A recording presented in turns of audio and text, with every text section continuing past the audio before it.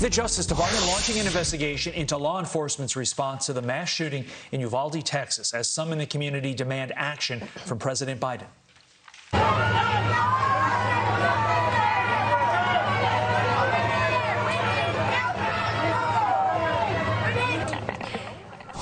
Congresswoman Mariannette Miller-Meeks joins us now. Okay, there we heard him. Biden was in Uvalde, Texas yesterday on Sunday. He vowed to take action when people were asking him what's he going to do. He said, I'll take action. Meanwhile, the same day, the White House declined to do interviews to talk about what happened in Uvalde, Texas in this shooting, saying that they were going to leave it up to Congress to act. So that's incredibly frustrating and actually perhaps infuriating, because now we need a leader that's going to unite everyone more than ever and not just lead, but do something about this. What do you think?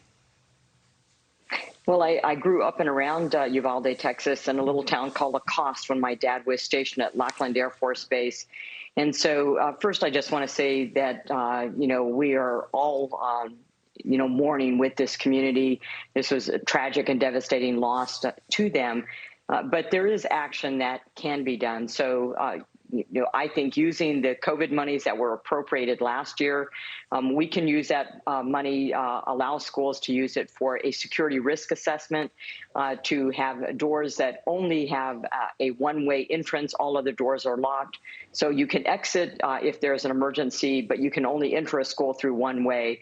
So helping to prepare schools in order to really focus on safety and security of their students in addition to their education. So I think I've even heard Representative Tony Gonzalez mention this, and this is his district where Uvalde is located. Those are concrete actions that we can take right now and already have funds that are appropriated for that.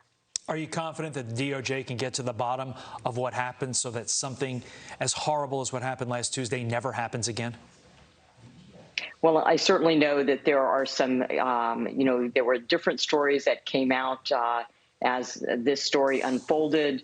When this, murderer came into the building, whether a door was propped open, how long the response was. And yes, this is something that I know that not only are they looking at on the local level, but the state level. And then also DOJ has said that they're going to get involved. But we do need to look at the response time, what happened.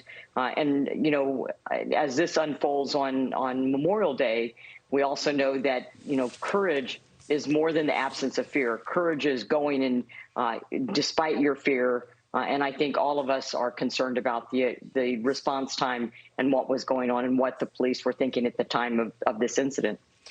And then you actually talked about freedom having required sacrifice, and especially on Memorial Day, at the age of 18, you enlisted in the United States Army, and for 24 years you served. So tell us what your message is on Memorial Day. I think this is the reason why I remember Memorial Day, is that when we are called to action that is greater than ourselves. And so Memorial Day, to me, the reason why we honor those who have died in service to our country is that it takes for us to go beyond self-preservation, to have that courage to do so, knowing that courage does not mean you don't fear, but that you put something above yourself, whether that's your love of your country, your love of your fellow man. And extraordinarily important on this day to remember that those that have died before in service of their country, that's why we honor them, so that we know that we as a whole have this love of country, love of one another, and that requires sacrifice, that these values we hold so dear, our freedoms, our liberties, they come at a price, and we honor those who have been willing to pay their last full measure of devotion in support of us and in support of our values as a country.